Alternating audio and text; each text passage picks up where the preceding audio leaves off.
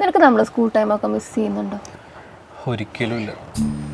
എന്താ എടി അന്നൊക്കെ ഞാനെന്ത് ബോറനായിരുന്നു. ഓർമ്മയില്ല നിന്റെ പുറകെ വെറുപ്പിച്ച് കിടന്നിരുന്നത്? കുറ്റബോധം തോന്നുന്നുണ്ടോ? നല്ല രീതിയിൽ. അന്നത് സ്റ്റോക്കിംഗ് ആന്നൊക്കെ പറഞ്ഞു തരാനായിട്ട് ആരും ഉണ്ടായിരുന്നില്ല. ഇന്ന് അതിനൊക്കെ പറ്റി ആലോചിക്കുമ്പോൾ വേണ്ടിയിരുന്നില്ല. നീ ഭയങ്കര മെച്യൂർഡായി. ഫോണെടുത്തോ? ഓ അമ്മയാ, ഈ കല്യാണാലോചന വന്നിട്ടുണ്ട്. എനിക്ക് താല്പര്യമൊന്നുമില്ല, പിന്നെ കണ്ടേക്കാന്ന് കരുതി. പക്ഷേ ഈ കോഫി ഷോപ്പൊന്നും എനിക്ക് സെറ്റാവില്ല.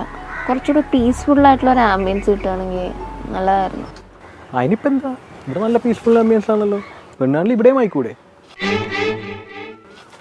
ഞാനിപ്പോൾ അതൊന്നും ഉദ്ദേശിച്ചില്ല. നിനക്ക് എന്തെങ്കിലും പ്രശ്നമുണ്ടോ? ഇല്ല, എനിക്ക് ഓക്കെ. നീ ഇവിടെ കംഫർട്ടബിൾ ആണെങ്കിൽ എനിക്ക് ഓക്കെ.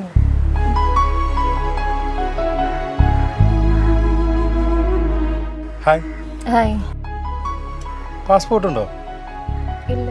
പക്ഷേ ഇല്ലേ, കുഴപ്പമില്ല, നമുക്ക് തൽക്കാലം എടുക്കാം. അതാവുമ്പോൾ പെട്ടെന്ന് കിട്ടുമല്ലോ. അവസരം നോക്കി എന്നിട്ട് ഇപ്പം എന്തായി? ആമ്പിള്ളേരും ഉണ്ടോയില്ലേ? ഞാനിനിപ്പോൾ എന്ത് ചെയ്യണോ?